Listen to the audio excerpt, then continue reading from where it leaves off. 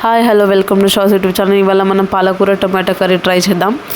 First ప్యాన్లో oil వేసి అందులో 1 స్పూన్ జీలకర్ర వేయండి. అందులో కొద్దిగా ఆవాలు, 3 కట్ చేసిన పచ్చిమిర్చి వేసి ఫ్రై చేసుకొని అందులో ఇప్పుడు పెద్ద సైజ్ ఆనియన్ సన్నగా కట్ చేసి వేయండి. బాగా ఫ్రై చేసుకుందాం. మరి గోల్డెన్ కలర్ వచ్చే వరకు ఫ్రై చేయాల్సిన అవసరం లేదండి, మీడియంగానే ఫ్రై చేయండి. అందులో ఇప్పుడు 4 వెల్లిపాయలు దంచి వేయండి. కలుపుకొని ఇప్పుడు అందులో 2 కట్టల పాలకూర నేను బాగా వాష్ చేసి కట్ చేసుకున్నాను వేసుకుందాం. వేసి బాగా కలుపుకొని ఒక 2 నిమిషాలు మూత పెట్టేద్దాం. సిమ్లో పెట్టి మూత పెట్టండి. ఒక 2 మినిట్స్ తర్వాత చూస్తే కొంచెం వాటర్ రిలీజ్ అవుతుంది. అందులో ఇప్పుడు 1/2 టీ స్పూన్ సాల్ట్ వేసుకొని మళ్ళీ కలుపుకొని మూత పెట్టి ఒక 5 మినిట్స్ వదిలేద్దాం.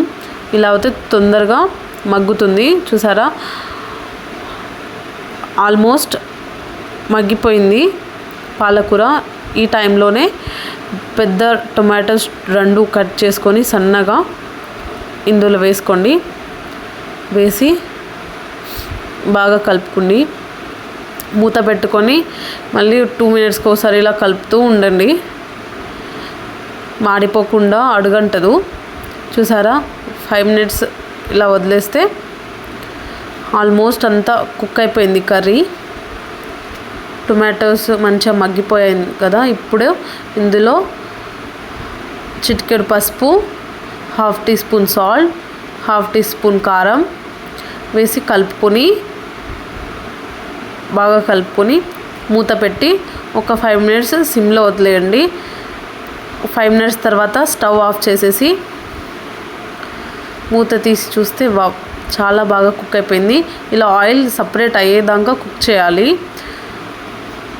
తర్వాత ఇప్పుడు బౌల్లో సర్వ్ చేసుకోవడం. ఇది చపాతీలకు కానివ్వండి, రైస్లో కానివ్వండి చాలా బాగుంటుంది, టేస్టీగా కూడా ఉంటుంది. మీరు కూడా ట్రై చేసి నాకు కామెంట్ చేయండి. మీకు ఎలా కుదిరిందో నాకు ఫీడ్బ్యాక్ ఇవ్వడం మర్చిపోకండి. నా ఛానల్ని సబ్స్క్రైబ్ చేయండి, షేర్ చేయండి, సపోర్ట్ చేయండి. Thank you.